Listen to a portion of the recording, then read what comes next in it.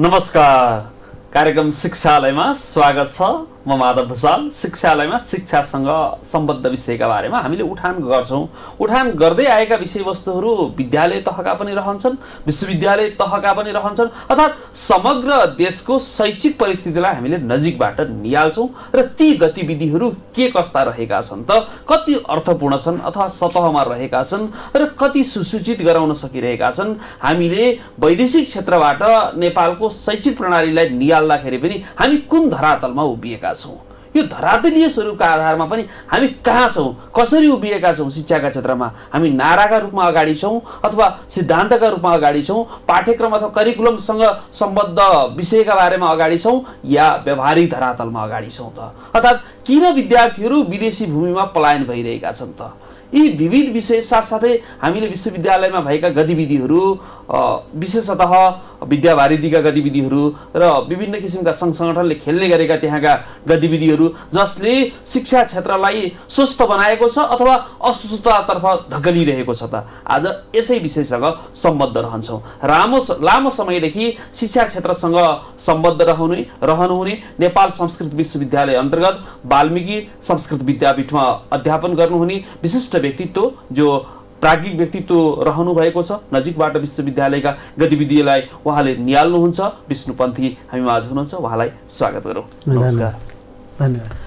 यहाँ यस क्षेत्रसँग लामो समयदेखि आबद्ध रहनु भएको छ। विश्वविद्यालयहरूका, नेपालका समग्र विश्वविद्यालयहरूका गतिविधिहरूलाई पनि यहाँले विहङ्ग अवलोकन गर्नुभएको छ, माथिबाट राम्रो तरिकाले यहाँले नियाल्नु भएको छ। नियाल्दै गर्दाखेरि कतिपय परिदृश्यहरू प्राज्ञिक क्षेत्रभन्दा अलिकति गैर प्राज्ञिक क्षेत्रमा हुने गतिविधिहरू हामीले सञ्चालन गरेको देखिरहेका छौँ अथवा ती गतिविधिहरू भइरहेका छन्। जस्तै विद्यार्थी सङ्घ सङ्गठनहरू स्थापना हुनका लागि बढी मात्रामा प्रशय दिने, प्राध्यापकहरू पनि प्राज्ञिक अथवा विषयगत नभइकन कुनै दलगत स्वार्थका प्राज्ञिकहरू अथवा प्राज्ञजनहरू हुने अथवा अध्यापकहरू हुने, यो किसिमको छ। कर्मचारीहरू पनि कुनै दलसँग आस्था राख्ने हुने, विशुद्ध आफू एउटा प्रशासनिक अथवा त्यहाँनिर केका लागि आफू खटिएको त्योसँग सम्बद्ध नहुने, यो किसिमका गतिविधिहरूले समग्र शैक्षिक जगतलाई के कस्तो प्रभाव पारिरहेको छ, यसलाई यो तपाईँ उच्च शिक्षाको सन्दर्भ जोड्नुभयो।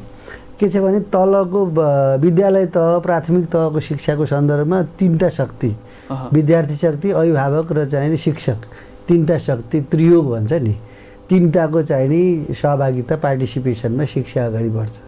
उच्च शिक्षामा गइसकेपछि अभिभावक भन्ने चाहिँ नि त्यो जुन एउटा त्यो तत्त्व चाहिँ बाहिर जान्छ र शिक्षक र विद्यार्थी बिचको इन्टरेक्सन चाहिँ उच्च शिक्षाको चाहिँ निम्ति जम्मा दुईटा तत्त्वहरू मात्रैको क्रियाशीलतामा निर्भर हुन्छ।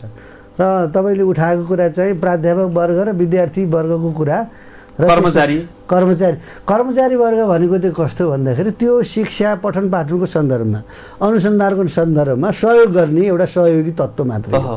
कर्मचारीहरू हाम्रो वास्तवमा उच्च शिक्षाका निमित्त, कार्यालय सञ्चालनका निमित्त मात्रै उपयोगी चिज हो। समन्वयकारी भूमिका पनि वास्तवमा शिक्षकले नै खेल्ने हो, जम्मा एसिस्ट गर्ने मात्रै हो। कर्मचारीको काम के हो भन्दाखेरि विद्यार्थीलाई पनि र शैक्षिक प्रशासनलाई पनि त्यसलाई एसिस्ट गर्ने हो। त्यहाँको चाहिँ लेखा प्रणाली, त्यसको प्रशासन प्रणालीलाई चाहिँ दुरुस्त गर्ने मात्रै उहाँहरूको काम हो। त्यसो भए हुनाले मुख्यतया उच्च शिक्षाको सन्दर्भमा विद्यार्थी वर्ग र शिक्षक वर्ग, प्राध्यापक वर्ग मात्रै चाहिँ जिम्मेवार हुन्छ।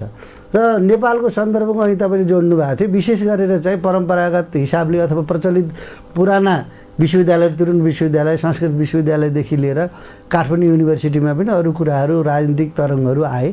र यहाँ बढी गरेर कस्तो भन्दाखेरि राजनीतिक पार्टीको, सरकारको बढी प्रभाव, बढी छाया पर्ने गरे हुनाले ती विश्वविद्यालयहरू आजका दिनमा जति चाहिँ उन्नत चाहिँ हामीले राजनीतिक परिवर्तनको कुरा गरिरहेका छौँ, त्यति चाहिँ अवनतिको बाटोमा चाहिँ विश्वविद्यालयहरू गएको हामीले देख्न पाएका छौँ। त्यो के छ भन्दाखेरि किन त्यस्तो भयो भन्दा बरु चाहिँ पहिले पञ्चायतकालको विषय छ, विश्वविद्यालय स्थापनाको समय छ, त्यो बेलामा चाहिँ अनुसन्धान केन्द्रहरू पनि चलेका थियो, विषयका विज्ञहरूले पनि राम्रो काम गर्नुभएको थियो, राम्रो प्रोडक्सन थियो पहिले। तर अहिलेका दिनहरूमा कस्तो छ भन्दाखेरि शिक्षा एउटा कर्मकाण्डी हिसाबको भएको छ। जस्तो के छ भन्दाखेरि शिक्षकहरू, प्राध्यापकहरूलाई यथेष्ट मात्रामा सुविधाहरू छैन। प्राध्यापकहरू बिचरा कस्तो भन्दा विभिन्न ठाउँमा विभिन्न +2हरू विद्यालयमा पनि पढाउन जान्छन्, युनिभर्सिटीको प्रोफेसर चाहिँ विद्यालयमा पनि पढाइरहेको छ। आफू के हो भन्ने कुरा चिन्नै आफू सकेका कस्तो भन्दाखेरि त्यसलाई रोजीरोटीको समस्या छ। अब के छ भन्दा राज्यले दिएको सेवा सुविधा कम मात्रामा भएको राज्यले दिएको सेवा सुविधा त निकै कम छ। युनिभर्सिटी तहको शिक्षामा एउटा चाहिँ शिक्षकलाई दिने कस्तो छ भन्दा कर्मचारी तरह हामी के सचिव सरहको चाहिँ प्राध्यापकलाई सुविधा दिने तलब दिने भन्ने सुविधा त छैन। तलब दिएर हुन्न नि।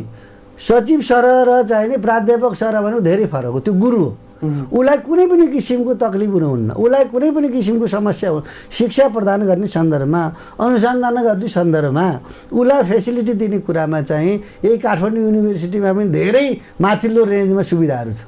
माथिल्लो रेन्जमा तलबको सुविधा छ। माथि उसको बच्चा बच्चीहरू पढाउने, ऊ बस्ने, उसको आवासको व्यवस्था, उसको खानपानको व्यवस्था, उसले त्यो खालको न्युट्रिसनको आवश्यकता हुन्छ नि पढाउने मान्छेहरूलाई। उसले चाहिँ कुन चिजको सेवन गर्दाखेरि कस्तो बुद्धिको विकास हुन्छ, त्यो बौद्धिक विकास गर्ने वर्ग हो नि, त्यो वर्गको त्यो वातावरणको आवश्यकता पर्छ के। आहारदेखि व्यवहारदेखि लिएर हरेक किसिमको वातावरण हामीले भनेको थियौँ नि आहारले व्यवहारलाई निर्धारण गर्छ कि गर्दैन। जस्तो अक्सफोर्ड युनिभर्सिटी अमर्त्य सेनको कहानी थाहा छैन। अमर्त्य सेनलाई अक्सफोर्ड युनिभर्सिटीले त्यहाँको सरकारले चाहिँ तपाईँ यहाँ बस्नुहोस्, तपाईँलाई के कुराहरू आवश्यक छ पुरै कोलोनी लिनुहोस् भन्ने खालको चाहिँ अफर गरेको थियो। तर उहाँ चाहिँ आफ्नै देश इन्डियामा फर्केर आउनुभयो। के हुन्छ भन्दाखेरि उच्च तहको बौद्धिक तहलाई सम्मान गर्ने, बौद्धिक तहलाई शिरमै राख्ने हो कि। उच्च तह भनेको शिरको तह हो नि, त्यो तहलाई चाहिँ माथि मस्तिष्क भनेको त माथि हुने ऊर्ध्व हुन्छ, ऊर्ध्वमूलम हुन्छ। हामी प्राध्यापकहरू माथिल्लो तहमा छैनौँ भन्न खोज्नुभयो। प्राध्यापक वर्गलाई हेर्ने दृष्टिकोण दिने सुविधाहरू माथिल्लो तहको छ। ऊर्ध्वमूलम अथवा शाखा भन्छ नि, अस्वस्थम प्रावरभ्यम हो कि। त्यसमा हुनाले मान्छेको चाहिँ नि जरा त माथि हुन्छ नि, रुखको जरा चाहिँ तल हुन्छ। रुखको प्रकृति रुख चाहिँ नि प्राणी भए पनि चेतनशील छैन नि, मान्छे त प्राणी पनि हो चेतनशील पनि छ। त्यसले चाहिँ बौद्धिक अभ्यास गर्ने, बौद्धिक चाहिँ नि डेलिभरी गर्ने, खुराक दिने विषयलाई कुन हिसाबले व्यवहार गरियो भन्ने कुरा हो कि। त्यसले त नयाँ नयाँ कुराहरूको खोजी गर्नुपर्छ, नयाँ नयाँ कुराको इन्भेन्सन गर्नुपर्छ। अहिले तपाईँको कसले इन्जेक्सन पत्ता लगायो कोभिडको? अक्सफोर्ड युनिभर्सिटीले हो कि अक्सफोर्डको रिसर्चरहरूले पत्ता लगाउनु हो। त्यस्तै गरेर नयाँ नयाँ रोगहरूको निदान गर्ने, नयाँ नयाँ औषधिहरू पत्ता लगाउने, नयाँ नयाँ सिद्धान्तहरू प्रतिपादन गर्ने भनेको त तपाईँको के छ भन्दाखेरि बौद्धिक अभ्यास, प्राज्ञिक अभ्यासका निम्ति त्यो अभ्यास गर्ने वातावरणको सुरक्षा, त्यो खालको ग्यारेन्टी नभइकन विश्वविद्यालयहरू खोल्ने। यो बोर्डिङ स्कुलहरू हुन्छ नि त, नर्सरीको क्लासहरू 1 क्लास 2 क्लास खोले जस्तो कखरा पढाए जस्तो विषय होइन युनिभर्सिटी भनेको। युनिभर्सिटी चाहिँ दैला दैलामा खोल्ने विषय पनि होइन, टोल टोलमा खोल्ने विषय पनि होइन। यो चाहिँ के भन्दा एउटा रिसर्च सेन्टर, अनुसन्धानको केन्द्र, सेन्टर फर एक्सिलेन्सी भन्छ नि त।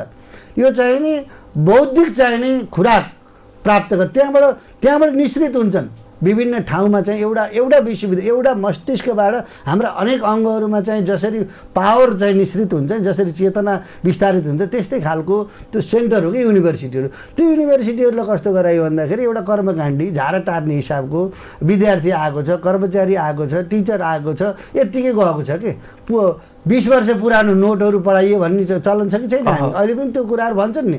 20 वर्ष पुरानो नोट चाहिँ त्यही नोटलाई चाहिँ आज पनि पढ्ने। तर विश्वविद्यालय कस्तो चिज हो भन्दा देन एन्ड देयर उही घन्टाभित्र, उही मिनटभित्र पनि तपाईँको चाहिँ 1 मिनटभित्र पनि पाठ्यक्रम चेन्ज हुन्छ। कक्षा कोठाभित्र पनि पाठ्यक्रम चेन्ज गर्नुपर्ने हुन्छ। 20औं वर्ष पुरानो पाठ्यक्रमको कुरा हुन्न कि। यसको कन्टेम्पोरेरीहरू इस्युहरू आउँछन्, त्यसपछि यसका अनुसन्धानका पक्षहरूले चाहिँ नयाँ नयाँ कुराहरू गाइड गरेर आएको हुन्छ, नयाँ नयाँ निष्कर्षहरू निक्लेको हुन्छ। त्यो विषयलाई चाहिँ त हामीले युनिभर्सिटीमा इन्ट्रोड्युस गर्नुपर्छ नि त। बिल सर, हामी यसैसँग त हामी जोडिन्छ नि। अघिको मैले विषय जोड्दै थिएँ, कर्मचारीदेखि लिएर विद्यार्थीदेखि लिएर प्राध्यापकदेखि लिएर हरेक जुन किसिमका त्योसँग सम्बद्ध रहेका घटकहरू हुनुहुन्छ, यो राजनीति आस्था मात्रै बोकेर त्यहाँनिर प्रवेश गर्नुहुन्छ भन्ने कुरा मैले जोड्दै थिएँ। त्यो के छ भन्दाखेरि विशेष गरी यो आवश्यक हो कि होइन, अथवा उहाँहरूले आफ्ना लागि न्यायका लागि लड्नुपर्ने भएका कारण त्यो चाहिँ स्थापित भएको हो, अथवा हामी यहाँ पनि जुन किसिमको पूर्वाधार यहाँको पृष्ठभूमि हेर्दै गर्दा त विद्यार्थी राजनीतिबाट पनि आउनु भएको छ यहाँ एक किसिमले भन्नुपर्दा। ठिक छ, राजनीतिक चेतना हुनुपर्ने भनेको धेरै ठुलो उच्च स्तरको चेतना हो। राजनीतिक चेतना भनेको राजनीतिक विचार छ, त्यो युनिभर्सिटीको प्रोफेसरसित, त्यहाँको कर्मचारीसित अथवा त्यहाँको विद्यार्थी समुदायसित राजनीतिक चेतना छ भने धेरै हाई लेभलको चिज हो, धेरै उच्च स्तरीय चिज हो। तर राजनीतिका नाम, आज राजनीति पार्टीकरण जुन छ नि, पार्टीहरूमा राजनीतिको मूल प्रभावमा कस्तो चरित्र कस्तो प्रवृत्ति चाहिँ हाबी भएको छ भन्ने विषयलाई एनालाइसिस गर्नुपर्छ कि राजनीति भनेको कस्तो भन्दा राजनीति भनेको बुढा सैद्धान्तिक विषय हो। एउटा political science is the umbrella of all sciences भन्छ। त्यो चाहिँ सबै विज्ञानहरूको पनि अम्ब्रेला हो, त्यो छाता हो। तर त्यो छाता हुन नसकेर त्यो चाहिँ कस्तो भन्दाखेरि त्यसलाई क्रोनिक, त्यो चाहिँ राजनीतिको क्रोनिक विषयलाई चाहिँ राजनीति भनिएको छ। राजनीतिका विकृत स्वरूपहरूलाई राजनीतिको मूल प्रभावमा चाहिँ व्याख्या गरिन्छ। त्यस कारणले यो राजनीतिक एफिलिएसन भन्नुहुन्छ नि, पार्टीसित सम्बन्ध गरेर प्राध्यापक सङ्घहरू खोल्ने, कर्मचारी सङ्घ सङ्गठनहरू खोल्ने, अनि विद्यार्थी वर्गहरू, विशेष गरेर विद्यार्थी समुदायको विषयमा त कस्तो छ भने हामी पनि विद्यार्थी हुँदाखेरि विद्यार्थी राजनीति गरेको। तर विद्यार्थी राजनीति कहाँ सेन्ट्रलाइज हुनुपर्छ भन्दाखेरि कक्षा कोठामा युनिभर्सिटीमा रिसर्च सेन्टरहरुमा राजनीति चाहिँ कक्षा कोठामा थियो, अहिले चाहिँ छैन। हैन, हामीले गर्दा फोकसै कक्षा कोठामा थियो नि। हामीले विद्यार्थी राजनीति गर्दा अथवा पठन पाठन सँगसँगै गर्दाखेरि विद्यार्थी समुदायका इस्युहरू उठाउँथ्यौँ। हामीले चाहिँ के भन्दाखेरि राजनीतिक विषयहरू पार्टीका झोला बोकेर हामी हिँड्दैनथ्यौँ, हामीले हाम्रा विषयहरू उठाएर हिँड्थ्यौँ। र चाहिँ हाम्रो चाहिँ कुनै किसिमको वैचारिक सम्बन्ध हुन्थ्यो भनेदेखि त्यो किसिमको राजनीतिक सम्बन्ध मात्रै हो। त्यसको कार्यकर्ता झोले कार्यकर्ताको सम्बन्ध होइन, राजनीतिक सम्बन्ध भनेको उच्च स्तरीय सम्बन्ध हो। त्यसो भए हुनाले अहिले युनिभर्सिटीमा क्रियाशील विद्यार्थी सङ्गठनहरू पार्टी अफिसमा दर्ता हुन्छन्, युनिभर्सिटीमा दर्ता हुनु पर्यो नि। अब मास्टर डिग्री पढायो भने युनिभर्सिटीको अध्यक्ष, विद्यार्थी सङ्गठनको अध्यक्ष चाहिने अन्डर एसएलसी पनि हुनसक्छ। त्यो पार्टीले पत्याएको मान्छेलाई युनिभर्सिटीको जिम्मा दिनु मिल्दैन के हो भन्दाखेरि युनिभर्सिटी पढेको त्यो विचारवान मान्छेले पार्टीसित केही कन्सल्टेसन गर्छ अथवा त्यो विद्यार्थी नेतासित सम्बन्धित पार्टी अथवा होल पार्टीहरू जसले पनि कन्सल्टेसन गर्न सक्छन्। यहाँ कस्तो भन्दा पार्टी अफिसमा दर्ता भएका अमुक सङ्गठनहरू युनिभर्सिटीमा प्रयोग भइराखेका छन् के। र अर्को कुरा, विश्वविद्यालयको नेतृत्व पनि पार्टीको झोला बोक्नेहरू, पार्टीको मात्र इमान्दार, भिसी रेक्टर रजिस्ट्रारदेखि लिएर सेवाको अध्यक्षदेखि लिएर डिनदेखि लिएर हरेक व्यक्तिहरू पार्टीप्रति लोयल्टी मात्रै देखाउने, आफ्नो युनिभर्सिटीप्रति नदेखाउने मान्छेहरूलाई नियुक्ति गर्ने चलन बढेको छ। रोक्न चाहिँ के गर्ने त? पछिल्लो समय हामी त यस्तो छ मात्रै भनिरह्यौँ। पछिल्लो समय कस्तो भन्दा देश चाहिने बृहत राजनीतिक सहमतिका आधारमा चलाउने भनेर कुरा गरियो नि। पहिले चाहिँ सांसदहरू पनि तपाईँको चाहिँ नोमिनेट भयो। यो देशमा प्रतिनिधि सभामा सांसदहरू पनि नोमिनेट भएको तपाईँलाई थाहा छ नि त। तपाईँको 62-63को आन्दोलन पछाडि पार्टीलाई सिधै सांसदमा नोमिनेट, पार्टीका मान्छेहरूलाई जनप्रतिनिधि जननिर्वाचित पनि गरिएन। त्यस्तो अवस्था आइसके पछाडि त्यो एउटा ट्रान्जिसन पिरियड थियो। त्यो पिरियडमा युनिभर्सिटीहरूमा पनि त्यस्तै खालका पार्टीका मान्छेहरूलाई चाहिँ नियुक्ति गरियो, पार्टीसित सम्बन्धित मान्छेहरू। त्यही परम्परा अहिलेसम्म स्थापित भयो। त्यो विकृतिको रूपमा अहिले चाहिँ त्यसले उत्तराधिकार पाएको छ। त्यो कुरा गर्न मिल्दैन। अहिले के भन्दा स्मुथ चाहिने ढङ्गले प्राज्ञिक वर्गको नेतृत्व गर्दा र चाहिँ तपाईँको युनिभर्सिटीहरूको भाइस चान्सलरहरू नियुक्ति गर्दाखेरि त्यसको वरिष्ठता, विज्ञता, त्यसलाई आवश्यक पर्ने त्यसको भिजनरी तपाईँको प्लान, त्यो प्रोग्रामका आधारमा चाहिँ सरकारले नियुक्ति गर्नुपर्छ। अझ भन्ने भनेदेखि त चान्सलरै बनाउनु पर्ने हो। हामीले भाइस चान्सलर गराउँछौँ। त्यस पछाडि अहिले एक्जिक्युटिभ हेडलाई, प्रधानमन्त्रीलाई कुलपति बनाउने गरिएको छ। राष्ट्र प्रमुखलाई पहिले राष्ट्राध्यक्ष राजा हुँदाखेरि प्रज्ञा प्रतिष्ठानमा त कुलपति नै राख्ने गरिएको छ, तर विश्वविद्यालयमा त्यो फुल अटोनोमी दिनुपर्ने थियो। तर चाहिँ हामी कहाँ अटोनोमी पनि सङ्कुचन गरे जस्तो देखिन्छ। प्रधानमन्त्रीको कन्ट्रोलमा चाहिँ नि, प्रधानमन्त्री त एक्जिक्युटिभ हेड हो नि त, पार्टीसित सम्बन्धित हुन्छ नि त। तर राष्ट्र प्रमुख चाहिँ अलि न्युट्रल हुनुपर्छ, शिक्षाबाट बाहिर रहनुपर्ने। राष्ट्रपति अथवा राष्ट्र प्रमुखलाई पहिले राजा जसरी चान्सलर हुन्थे त्यस्तो खालको व्यवस्था गरिदिए भए पनि विश्वविद्यालय अलिक तटस्थ हुन्थ्यो, अलि अटोनोमी त्यसमा हुन्थ्यो। अहिले त कस्तो भन्दाखेरि प्रत्यक्ष राजनीतिक प्रभाव पनि परेको छ। र युनिभर्सिटीको नेतृत्व गर्ने भाइस चान्सलरहरू कस्तो त्यो सर्टेन समयको लागि 4 वर्षको लागि जागिर खानु गयो जस्तो भयो। एउटा जस्तो संस्कृत युनिभर्सिटीमा त्रिभुवन विश्वविद्यालयबाट संस्कृत नपढेको मान्छे अहिले प्रवेश छ, दुईचोटि भइसक्यो। हामी देखिरहेका छौँ, दुईजना भिसी भइसके बाहिरको मान्छेहरू जो संस्कृत विषयको कुनै पनि क्षेत्रमा थाहा छैन, व्यक्ति नै तोक्नु पर्दा यादव प्रसाद लामिछाने र कुलप्रसाद कोइरालाजी अघिल्लोचोटि हुनुभयो। कस्तो भन्दा विश्वविद्यालयको नेतृत्व भनेको के भने शैक्षिक र प्रशासनिक नेतृत्व के छ भने संस्कृत क्षेत्रका संस्कृतनिष्ठ भएका व्यक्तिहरूले अथवा प्राज्ञजनहरूले त्यहाँनिर आवाज उठाउन नसकेर प्रवेश गराइयो अथवा के हो? यस्तो छ कि तपाईँको विश्वविद्यालयको भाइस चान्सलर भनेको शैक्षिक र प्रशासनिक नेतृत्व भन्छ। शैक्षिक नेतृत्व पनि हो त्यो। त्यसले शैक्षिक गतिविधिहरू पनि हेर्नुपर्छ। त्यसको विशेष खालको जस्तो टेक्निकल युनिभर्सिटीहरूको भाइस चान्सलर हुँदा टेक्निकल मान्छे हुँदाखेरि त्यसको विज्ञ हुँदाखेरि राम्रो हुन्छ। टेक्निकल विषयको कुनै चाहिँ इन्जिनियरिङ विषयको प्रोफेसर इन्जिनियरिङ युनिभर्सिटीको डिन भयो भनेदेखि त्यसको चाहिँ नि भाइस चान्सलर भयो भने त्यसको नेतृत्वमा आयो भने त्यसले कुरा बुझ्छ। संस्कृत युनिभर्सिटीको चाहिँ नि भिसी संस्कृतको विज्ञ भयो भनेदेखि संस्कृतको विशिष्ट विद्वान भयो भनेदेखि शैक्षिक नेतृत्व पनि हो नि त। त्यो भाइस चान्सलर भनेको शैक्षिक नेतृत्व पनि हो। त्यसले चाहिँ त्यसको विषय पनि बुझ्छ र आफूले त्यसलाई गाइड विज्ञता त्यसलाई कसरी अगाडि गाइड गर्न सक्छ नि त। तर चाहिँ बाहिरबाट लगिदिया छ अमुक कुनै विषयको प्रोफेसर हुन त अन्य विषय पनि प्रवेश गराइएको छ विश्वविद्यालयमा। त्यो गर्न मिल्दैन। संस्कृत युनिभर्सिटी भनेपछि संस्कृत मात्रै अध्ययन गर्नुपर्छ। किन संस्कृत नाम राखेको?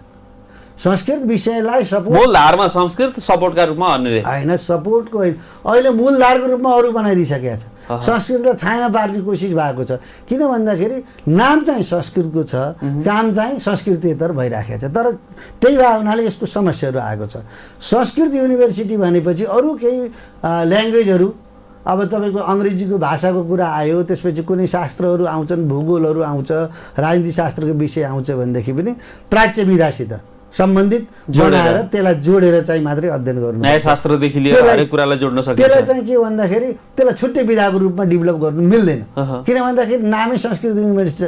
तपाईँको चाहिँ नि इन्जिनियरिङ शिक्षाका निमित्त नेपाली पढाइ भयो 100 पूर्णाङ्कको भनेर नेपाली मूल विषय त होइन नि। त्यहाँ सहयोगका निमित्त अङ्ग्रेजी पढाइ होला, समाजसँग घुलमिल हुनका लागि ल्याङ्ग्वेजमा शुद्धताको निम्ति, भाषाको शुद्धताको निम्ति नै प्रयोग गरिएको छ। त्यो त सपोर्टिभ चाहिँ विषय हुन् कि। मूल विषय त टेक्निकल विषय हुन्छ नि त। यो मूल विषय के छ भन्दा वेद हुन्छ, ज्योतिष हुन्छ, धर्मशास्त्र हुन्छ, व्याकरण हुन्छ। ती विषयहरूलाई सपोर्ट हुने हिसाबले त्यहाँका विद्यार्थीहरूको मस्तिष्कलाई चाहिने तिखार्ने हिसाबले, त्यसलाई अपडेटेड गर्ने हिसाबले चाहिँ मात्रै आधुनिक विषयहरूको पठन पाठन गरिया हो। तर के भन्छ त्यसको मूल विषय त के भन्दाखेरि त्यही संस्कृत नै हो नि। भनेपछि संस्कृत जस्तो जुन परिष्कृत शब्द छ, शुद्ध शब्दले दिने अर्थ, त्यहाँभित्र विकृत मानसिकता छ, विकृत गतिविधि अहिले सञ्चालन भएको देख्नुहुन्छ एक किसिमले भन्नुपर्दा। समयमा कस्तो भन्दा पार्टीका नेताहरू बुझ्दै नबुझ्नेहरू, मैले जति बुझ्या कोही छैन भन्नेहरू, तपाईँको चाहिँ एक्सपर्टहरूलाई जुन विषयका विज्ञहरू छन् उहाँहरूको अनादर गर्ने चाहिँ किसिमको जुन किसिमको पार्टीको लिडरसिपमा चाहिँ नि अहिले आएको टेन्डेन्सी छ नि, प्रवृत्ति, त्यसलाई संस्कार भन्छन्। त्यो संस्कार होइन, त्यो प्रवृत्ति हो। त्यसले चाहिँ पार्टीको लिडरसिपलाई पनि अधोगतिमा लगेको छ, राष्ट्रलाई पनि अधोगतिमा लगेको छ। गुन्डागर्दी गर्ने, पार्टीमा कुनै मान्छेको भाटगिरी गर्ने, त्यसको चाकरी गर्ने मान्छेलाई मात्रै पार्टीको सदस्यता दिने, पार्टीको मूल प्रवाहमा ल्याउने काम गरिन्छ। एकाडेमिसियनहरूको चाहिँ रेस्पेक्ट त्यहाँ कुनै पनि पार्टीहरूले कसैले पनि गरेका छैनन्। त्यसो भए हुनाले के भन्छ अहिले तिनीहरूको हस्तक्षेप चाहिँ युनिभर्सिटीहरूमा भएको हुनाले युनिभर्सिटीको प्राज्ञिक चाहिने क्षमता, प्राज्ञिक व्यक्तित्वमा ह्रास आइराखेको छ। यसले राजनीतिक हस्तक्षेपले चाहिँ यहाँ पुऱ्याएको। र अर्को विद्यार्थी सङ्गठनहरूको हस्तक्षेप कस्तो छ भन्दाखेरि विशुद्ध चाहिने युनिभर्सिटी केन्द्रित नभएर, विश्वविद्यालयको प्राज्ञिक चाहिने उन्नतिसित सम्बन्धित नभएर पार्टीको भेस्टेड इन्ट्रेस्ट, पार्टीहरूले हराएको काम गर्ने विद्यार्थीहरूको झुन्ड चाहिँ विद्यार्थी सङ्गठनको रूपमा क्रियाशील छन् क्या अहिले। त्यसो भएर के भन्दा यसको परिष्कार गरेर विशुद्ध त्यहीँ पढ्ने विद्यार्थीको नेतृत्व विद्यार्थीले नै गर्ने भन्ने हाम्रो भनाइ छ नि त। र विश्वविद्यालयमा विद्यार्थी सङ्गठनहरू दर्ता कहाँ हुनुपर्छ? विश्वविद्यालयमै हुनु पर्यो। विश्वविद्यालयसित उनीहरू उत्तरदायी हुनु पर्यो, पार्टीहरूसित होइन। र त्यसो भए हुनाले पार्टीबाट चाहिँ वास्तवमा भन्ने हो भने एउटा नयाँ डक्ट्रिन, नयाँ विचार के आवश्यक छ भने अहिलेको खुल्ला राजनीतिक समयमा पहिलेको जस्तो निरङ्कुश व्यवस्थाका विरुद्धमा आवाज उठाउने विद्यार्थी समुदाय आवश्यक थियो भने आज त्यो आवश्यक छैन। आज खुल्ला समाज छ, यत्रो पत्रकारिता जगतको डेभलप भएको छ, यत्रो ह्युमन राइट्सको वकालत गर्ने विभिन्न संस्थाहरू, बार एसोसिएसन छ, मानवाधिकार सङ्गठनको स्थापना भएको छ, धेरै तपाईँको माइनोरिटीका आयोगहरू छन्, मधेसी आयोग छ, महिला आयोग छ, दलित आयोग छ, धेरै आयोग छ कि छैन, मुस्लिम आयोग छ। सबैका राइट्सहरूको बारेमा वकालत गर्ने संवैधानिक आयोगको निर्माण भइसकेको छ। त्यसो भए हुनाले विद्यार्थी सङ्गठनहरूलाई पार्टीले पनि आफूबाट अलग गर्नुपर्छ, विद्यार्थी सङ्गठनहरू पनि पार्टीबाट अलग हुनुपर्छ र चाहिँ विद्यार्थीहरू विशुद्ध आफ्नो वर्गको हितको निमित्त, शिक्षाको के छ हितको निमित्त काम गर्नुपर्छ। विद्यार्थीहरूले विद्यार्थीका हितका लागि आवाज नबोलिदिँदाखेरि के पठन पाठनलाई प्रभावित पार्छ नै? त्यो त स्वतः पारिहाल्छ नि। विद्यार्थी वर्ग भनेको पठन पाठनमा केन्द्रित हुने होइन। उहाँहरूले राजनीति नगरिदिँदा अथवा उहाँहरूको नेतृत्व नगरिदिँदाखेरि पठन पाठन प्रभावित हुन्छ या हुँदैन, अथवा त्यो वर्गलाई कुनै साङ्गठनिक रूपमा नभए पनि त्यसले प्रभाव पार्छ या पार्दैन? मैले यो कुरा जोड्न खोजेँ। होइन, विद्यार्थी सङ्गठन आवश्यक छ या छैन? विद्यार्थी सङ्गठनहरू आवश्यक हुन्छ, प्रेसर ग्रुपहरूको आवश्यक हुन्छ, तर विद्यार्थी सङ्गठनहरू कहाँ लोयल्टी तिनीहरूको कहाँ हुन्छ?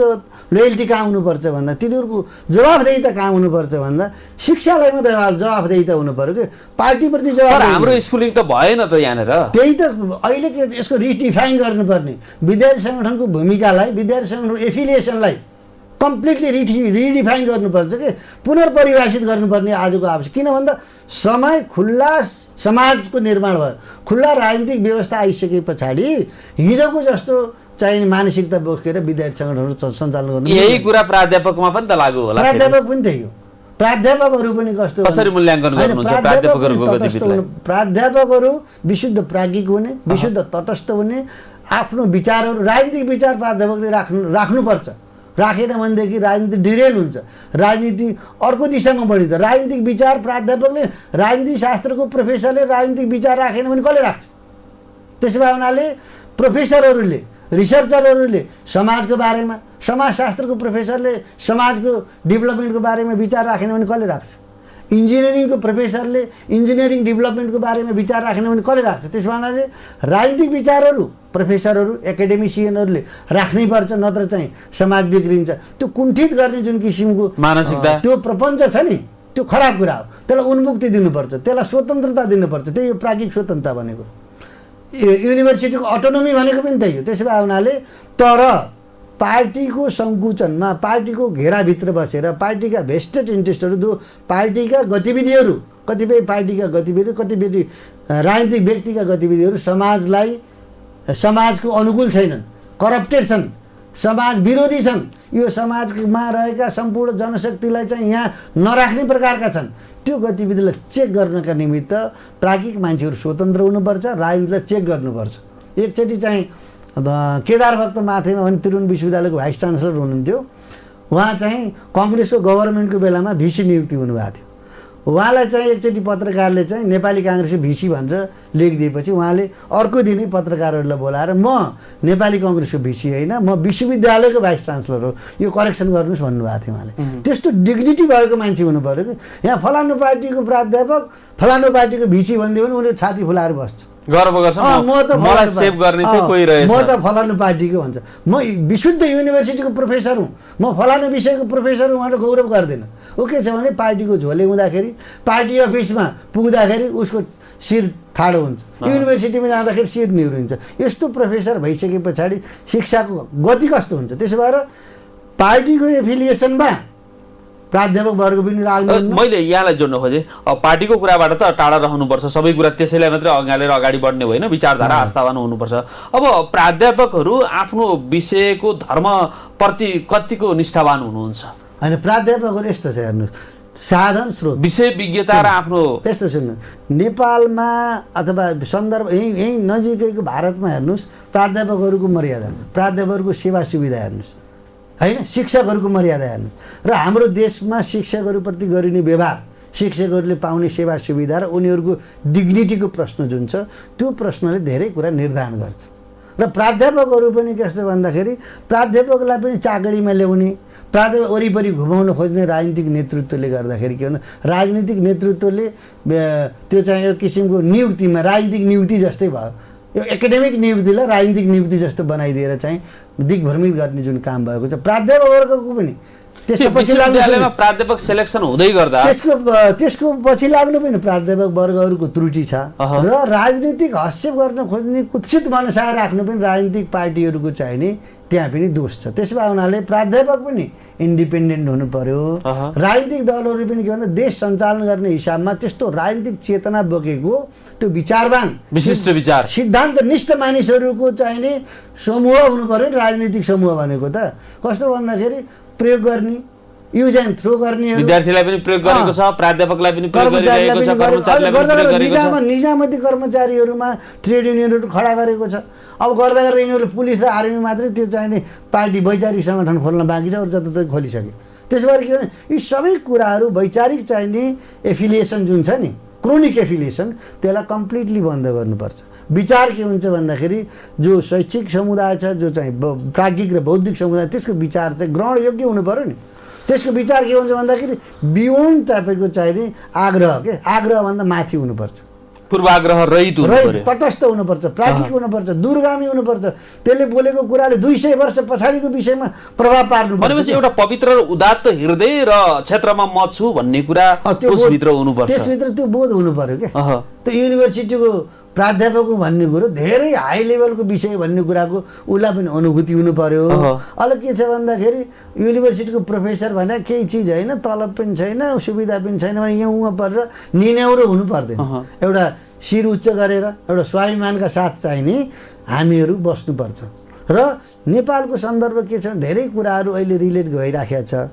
उच्च शिक्षाका निमित्त मान्छेहरू बाहिर जान थालेका छन्। यहाँ चाहिँ तपाईँको सानो विद्यालय तहको शिक्षामा चाहिँ पुरै चाहिँ फी चाहिँ अभिभावकले तिर्छ, सरकारको कुनै पनि ओनरसिप छैन।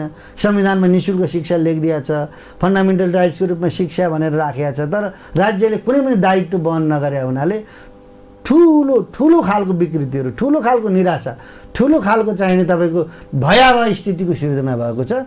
यसलाई कन्ट्रोल गर्नका निमित्त यसमा त प्रमुख हिसाबले त युनिभर्सिटीका टिचरहरू नै आवश्यक छ। युनिभर्सिटीको टिचरहरूमा त्यो बोध हुनु आवश्यक। युनिभर्सिटीका टिचरहरूले नै त्यो कुरा सञ्चालन गरिरहेको छ। आफ्नो डिग्निटीको डिफाइन गर्नुपर्छ, डिग्निटीप्रति आफ्नो विश्वास जगाउनुपर्छ के, आफ्नो स्वाभिमानप्रति आफ्नो विश्वास होइन। त्यो आफ्नो विश्वासै भएन भनेदेखि त के हुन्छ भने यसले चाहिँ भयावह स्थिति ल्याउँछ। त्यसो भएर यसमा समराइज गर्दाखेरि उच्च शिक्षाको हिसाबमा विश्वविद्यालयको प्राध्यापकहरू, विश्वविद्यालयका विद्यार्थीहरू, अहिले त विश्वविद्यालय भनेको कहाँ छ भन्दाखेरि ब्याचलर लेभलदेखि अहिले +2 त प्रोफिसियन्सी सर्टिफिकेट लेभल थियो, प्रवीणता प्रमाणपत्र त अहिले त धेरै उमेरका हिसाबले पनि परिपक्व मान्छे जान्छ, रिसर्चको निमित्त काम गर्ने मान्छेहरू जान्छ। अहिले सेमिस्टर सिस्टम पनि लागू भएको छ, सधैँभरि उपस्थित भएर चाहिँ नि शिक्षा ग्रहण गर्नुपर्ने अवस्था। मैले यही कुरा सोध्दै थिएँ यहाँलाई, विश्वविद्यालयको अहिलेको शैक्षिक अवस्थाको गुणस्तर कस्तो देख्नुहुन्छ? यस्तो छ, गुणस्तरका दृष्टिकोणबाट हामी कुन धरातलमा छौँ? के हुन्छ भने देश काल परिस्थिति भन्छ नि, देश गुनाको पनि कुरा हुन्छ, समय गुनाको पनि कुरा हुन्छ, परिस्थिति गुनाको पनि। कहीँ भन्यो नि राजनीतिक सर्कमस्टान्सेसले कति गाँज्यो, त्यो परिस्थितिले कस्ता कस्ता कुराहरू निर्माण गर्छ। परिस्थितिलाई कन्ट्रोलमा ल्याइयो भनेदेखि के हुन्छ भन्दाखेरि डिपेन्डेन्ट भेराइबल भन्छ कि रिसर्चमा, त्यो चाहिँ इन्डिपेन्डेन्ट भेराइबललाई डिपेन्डेन्ट भेराइबलले असर गर्छ। त्यस भएर त्यो चाहिँ त्यसलाई इन्डिपेन्डेन्ट राख्ने भनेदेखि त्यसलाई प्रभाव पार्ने तत्त्वहरूको अनुकूलता निर्माण गर्नुपर्ने हुन्छ। युनिभर्सिटीलाई विशुद्ध एकाडेमिक, विशुद्ध प्राज्ञिक बनाउने हो त्यो खालको सर्कमस्टान्सेसको निर्माण हुनुपर्छ। त्यसको नेतृत्व छनौटदेखि लिएर, त्यसका कार्यक्रमहरूदेखि लिएर, त्यसका अनुसन्धानका विषयहरूदेखि लिएर, त्यसलाई दिने सेवा र सुविधाहरूदेखि लिएर, अनुसन्धानका निमित्त चाहिने सेवा सुविधा नदिकन अनुसन्धान त्यसै हुन्छ? तपाईँको कति चाहिने अनुसन्धानले के डिमान्ड गर्छ, डिमान्ड गर्दै गर्दै अनुसन्धानले त डिमान्ड गर्दै गर्दै गयो, सम्पूर्ण कुरा प्रोभाइड गर्दै गयो भने सही कुरा निष्कर्ष निस्किन्छ नि। सङ्कुचन गर्छ, लिमिटेसन राख्दै अहिलेको यो विद्यावारिधि जुन एउटा ट्रेन्डको रूपमा चलेको छ, एकदमै फेसनका रूपमा पनि गइरहेको छ। यो अहिले लिएका प्रमाणपत्र जुन किसिमका विद्यावारिधिका प्रमाणपत्रहरू छन्, डा अगाडि लेख्ने त्यो होडबाजी छ, यिनले नेपालको प्राज्ञिक उन्नयनमा कतिको महत्त्वपूर्ण भूमिका निर्वाह गरे जस्तो लाग्छ? त्यस्तो छ कि यो फेसनको रूपमा आइराखेको जस्तो पनि देखिन्छ। कतिपय रिसर्च गर्ने मान्छेहरू गम्भीर रूपमै गरिराख्नु भएको छ। उहाँ डाक्टर भने केही दिएको छ या छैन? त के हो भन्दाखेरि मेडिकल सेक्टरको औषध उपचार गर्ने डाक्टर भन्ने हो, हेर्नुहोस् है। डाक्टर भनेको त्यता मेडिकल लाइनकोलाई डाक्टर भन्ने संसारभरिको प्रचलन छ। यतापट्टि के हो भन्दाखेरि रिसर्च गर्ने विज्ञ हुन्छ कि म डाक्टर हुँ भनिदिन्छ। डाक्टर भनेपछि त बिरामी आउँछ नि, अब के गर्ने? नेपालीको विषयको डाक्टर कहाँ बिरामी गइदियो भने के गर्ने? त्यसो म नेपाली विषयको फलानु विधाको विज्ञ हुँ भन्नु पऱ्यो कि डाक्टर हुँ भनेको छ। एउटा फेसन डाक्टरको भोक जागेको छ। अब फलानु मान्छेले गर मैले पनि गरिदिन्छु भन्छ। यस्तो खालको समाजमा कस्तो भन्दा इगो प्रब्लम, आवश्यकता र आफ्नो रुचिलाई शिक्षाको बौद्धिक विकासको बौद्धिक एक्सर्साइजको विषयलाई पनि कस्तो भन्दाखेरि इगोको रूपमा यहाँ एउटा संस्कृतमा भनेको छ नि यावत च शोभते मूर्खो तावत किञ्चित नभासते भन्छ भन्दैन मूर्खोपि शोभते तावत सभायाम वस्त्रवेष्टित यावत च शोभते मूर्खो तावत किञ्चित नभासते हालत भएको छ के कोट लाएर टाई लाएर टक्क परेर पर्फ्युम लाएर कपाल कोरेर आएपछि चाहिँ नि विद्वान भइन्छ भन्ने खालको कुरा भयो नि जब त्यो सभामा बोल्न थाल्छ नि अनि बल्ल थाहा हुन्छ त्यसो भए हुनाले यो चाहिँ नि बाणीको संस्कारबाट पनि त धेरै कुरा देखिन्छ नि संस्कार नभइकन कुनै किसिमको बौद्धिक चाहिने संस्कार एक थोपो पनि नल्याइकन के छ भन्दाखेरि म डाक्टर हुँ म फलानु मान्छे हुँ म त यस्तो भनेर गफ लगाइदिने जुन चलन आएको छ नि यसले के भन्दाखेरि खास प्राज्ञिक समुदायमाथि यो चाहिँ अपमान भएको छ त्यसो भएर के भन्दा यो विज्ञता हो कि डाक्टर भनेको मेडिकल लाइनकोलाई डाक्टर भन्ने हो सिएमए अनमी गरेको पनि सेतो गाउन लागेको मान्छे डाक्टरै हो कि सानोतिनो तपाईँको चाहिने औषध उपचार गर्ने मान्छे पनि डाक्टर हो उपचार गर्ने भएर भएको यहाँ कस्तो भन्दाखेरि डक्ट्रिन कुनै विषयको चाहिने फिलोसफी सिद्धान्त निर्माण डक्ट्रिन भन्छ डक्ट्रिनबाट डाक्टर भएको डक्ट्रिन भनेको विशेषज्ञता हो कि त्यसलाई के भन्दा हामीले के डाक्टर साक्टर भन्दै गएर के भन्दाखेरि यसलाई एउटा फेसनको रूपमा एउटा किसिमको चाहिँ डाक्टरले होडबाजी चलेको देखिन्छ यसले के भन्दा यो प्राज्ञिक अनुसन्धानलाई चाहिँ यसले ह्याम्पर गर्छ कि फेसन जस्तो भयो र सबैले मान्छेले हेर्दाखेरि त्यो पनि डाक्टर हो तपाईँ पनि डाक्टर हो भनिदिन्छ तपाईँको छैन भनिदिन्छ त्यसपछि यो डाक्टरको त हालत यस्तो छ भनिदिन्छ न ल्याङ्ग्वेजको उच्चारण राम्रो छ अब इङ्ग्लिसमा थेसिस चाहिँ डिफेन्स गर्न गएको इङ्ग्लिस ल्याङ्ग्वेजमा यतापट्टि लेखा बोल भन्दाखेरि एक थोपो आएन भने के गर्नु त्यसो भएर के भन्दाखेरि यो विषय चाहिँ यो पिएचडी गर्ने विषयले पनि कस्तो भन्दा अलि हल्का बनाइराखेको छ यसलाई कस्तो भन्दा बाहिरतिर मान्छेले एकाडेमिक क्षेत्रमा त्यसको नम्बर पाउने हिसाबले प्रमोसनका निमित्त उसले गर्न थाल्छ यतापट्टि फेसनको रूपमा डाक्टर अगाडि झुन्डाइदिएपछि यो विज्ञ भयो यो फलाना विद्वान रहेछ भन्ने मान्छे विद्वान भन्ने शब्द मात्रै प्रयोग गरिदिने कि विद्वत्ता नभइकन विद्वान भन्ने भनेपछि विष्णु सर हामीले चालेका अनुसन्धानका गतिविधिहरू पूर्ण छैनन् हाम्रो त्रुटियुक्त होइन हामीले गरेको प्रयासहरू छन् नेपालमा शिक्षाका प्रयासहरू धेरै राम्रो भएको छ नभएको छैन राम्रो छ तर यसलाई पनि अझै अगाडि बढाउँ भन्ने कुरा हो यसलाई पनि अझ सशक्त बनाउनु पर्छ अझ परिष्कृत र संस्कृत बनाएर कसरी लाग्न सकिन्छ हो अझ परिष्कृत संस्कृत भन्छौ नि यसलाई संस्कृत गर्ने हो कि यसलाई चाहिँ नि हामीले विश्वव्यापी रूपमा आएका चुनौतीहरूलाई नेपाल त के भन्छ शिक्षाको केन्द्र हो नि त व्यास ऋषिको ठाउँ हो कपिल ऋषिको ठाउँ हो श्रृङ्गी ऋषिको ठाउँ धेरै चाहिने कौशिक ऋषिको ठाउँ हो होइन यज्ञवल्क्यको ठाउँ हो यो त के भन्दाखेरि तपाईँको तक्षशिला र नालन्दा युनिभर्सिटीहरू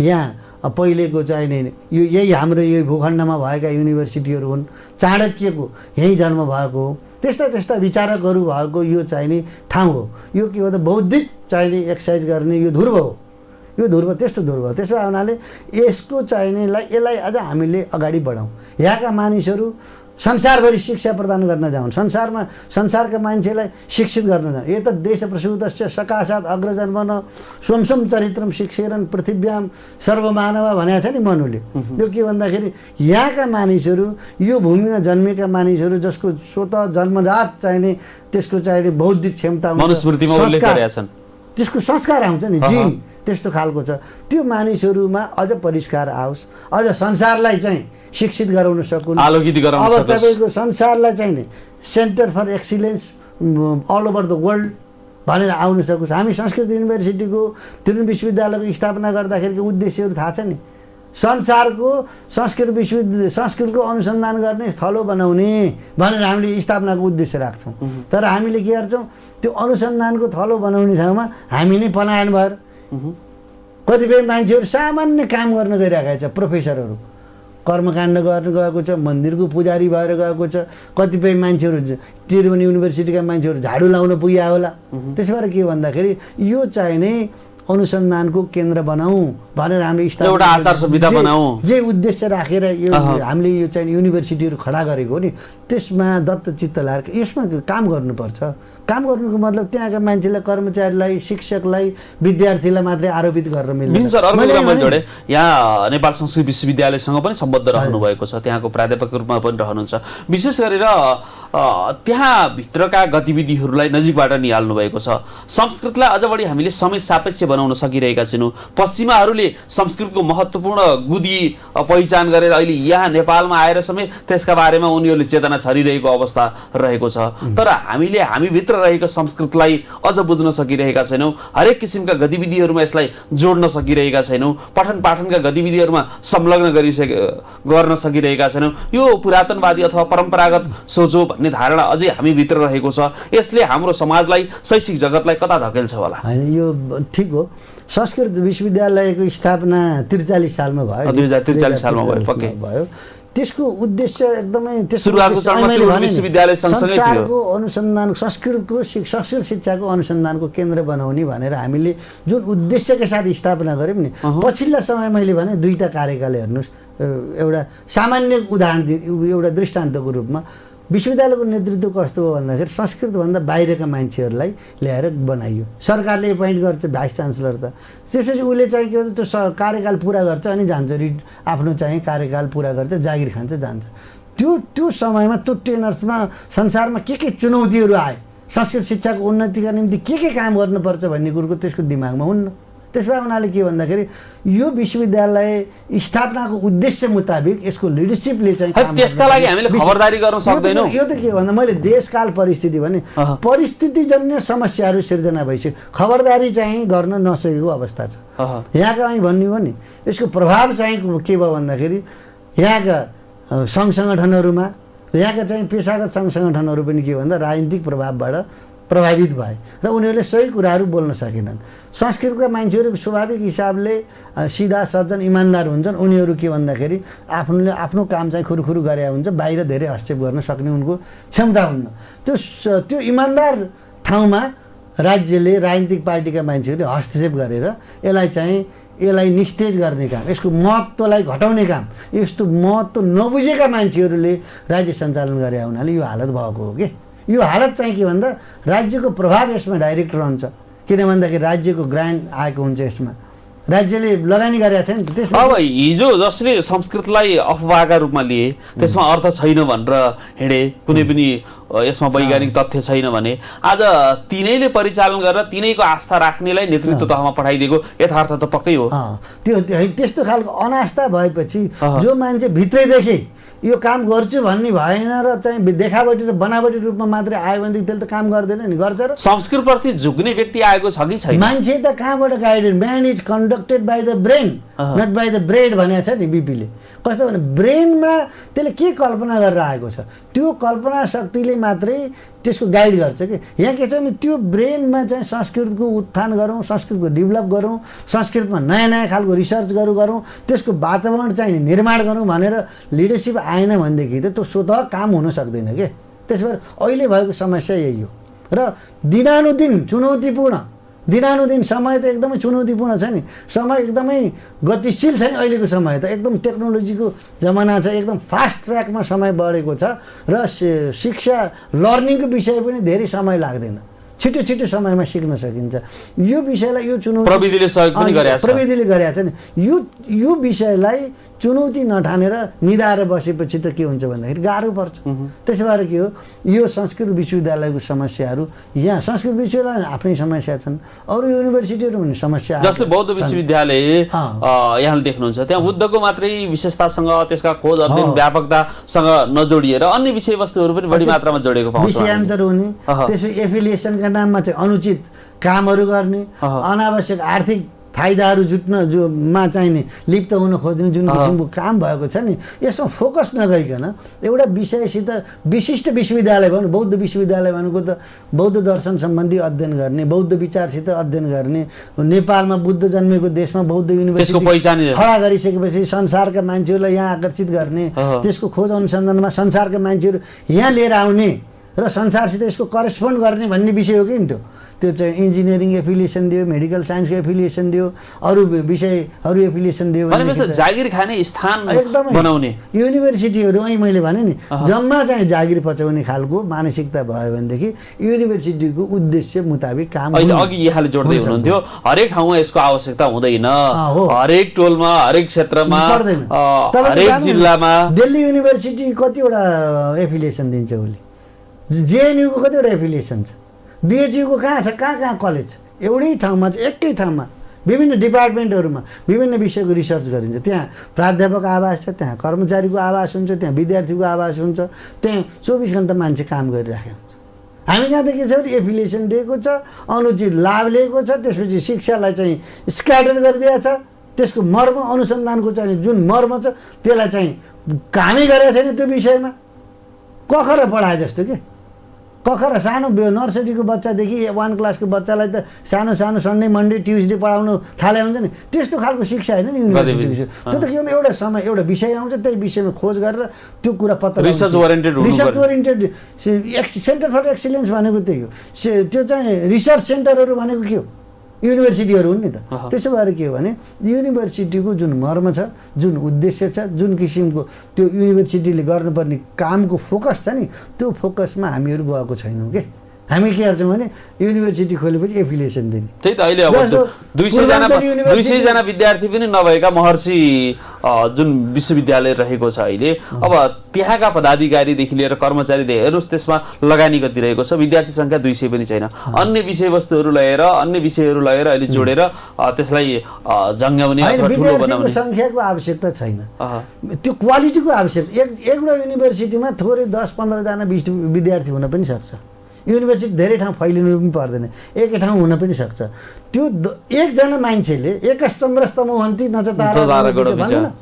त्यसो भएर एउटै राम्रो रिसर्चर एउटै विद्वान निस्क्यो भनेदेखि पनि त संसारलाई चाहिने उज्यालो आउन सक्छ नि। त्यसै भएर के हो भने यो कस्तो विषय भने विद्यार्थी सङ्ख्याको विषय पनि होइन, यो विद्याको विषय हो, यो गुणात्मकताको विषय हो, सङ्ख्यात्मकताको विषय छैन यसमा।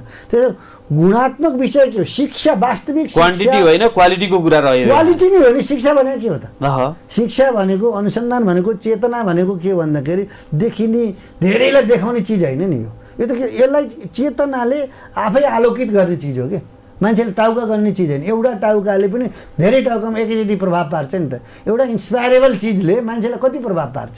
त्यसै गरी यो युनिभर्सिटीहरूको काम के हो त भन्दाखेरि त्यस्तो खालको शिक्षाको विकास गर्ने, शिक्षाको मूल्यबोध गराउने हो के। विष्णु सर, हामी कार्यक्रमको अन्तमा पनि छौँ। अब कसरी समराइज गरौँ यो समस्याबाट छुटकारा प्राप्त गर्न को बढी मात्रामा अब सचेत भएर अगाडि बढ्नुपर्छ होला? हामीले समस्या छ भनिरहन्छौँ, तर समस्यालाई समस्या सँगसँगै समाधान पनि आएको हुन्छ, समाधान पनि हामीले देख्न सक्नुपर्छ जुन प्राज्ञिक क्षेत्रमा कार्यरत छौँ। तसर्थ अब यसको समाधान चाहिँ के होला? जस्तो अहिले शिक्षा क्षेत्रमा उच्च शिक्षाको तहमा पनि अरूमा त छँदैछ, तहमा पनि चाहिँ धेरै खालको अप्ठ्यारा स्थिति आयो र चाहिँ यहाँका चाहिँ पेसागत सङ्घ सङ्गठनहरू पनि चाहिँ डिरेल भएको अवस्था आयो। शिक्षाको विषयमा फोकस नभएर अरू पार्टीसित एफिलिएसन हुने, त्यस विद्यार्थी सङ्गठनहरू पनि पार्टीसित बढी चाहिने जिम्मेवार हुने, युनिभर्सिटीमा नहुने, यो सबै कुराको रियलाइज गरेर विद्यार्थी समुदाय र प्राध्यापक समुदाय बिचमा एउटा रियलाइजेसनको अवस्था आएर चाहिँ के भन्दा यसलाई हामीले कमनली एउटा साझा एजेन्डाको रूपमा यसलाई चाहिँ एउटा अनुसन्धानको विषय बनाउने, यसलाई चाहिँ प्राज्ञिक उन्नतिको विषय बनाउने, फोकस चाहिँ नि जम्मा शैक्षिक उन्नतिमा गर्ने भन्ने किसिमको एउटा कमन कन्सस डेभलप गरेर चाहिँ हामी अगाडि बढ्ने, सरकारहरूलाई पनि त्यही किसिमको प्रेसराइज गर्ने र चाहिँ एकाडेमिक संस्थाको नेतृत्व एकाडेमिक मान्छेबाट बायस नभइकन र त्यसको विषयवस्तुको आधारमा डिपार्टमेन्टहरू हो युनिभर्सिटी भनेको, विषयहरू हो युनिभर्सिटी भनेको। के भन्दाखेरि एउटा क्याम्पससिप युनिभर्सिटीको तहमा केही ठुलो चिज होइन।